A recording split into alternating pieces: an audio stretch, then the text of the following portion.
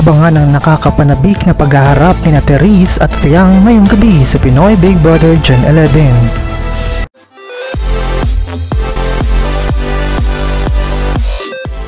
Nagasama nga ang dalawang malalakas na personalidad sa bahay ni Kuya, kasama ang ilan sa mga house challengers at mga natitirang housemates para sa isang gabi ng nakakaaliw at puno ng excitement ng mga hamon.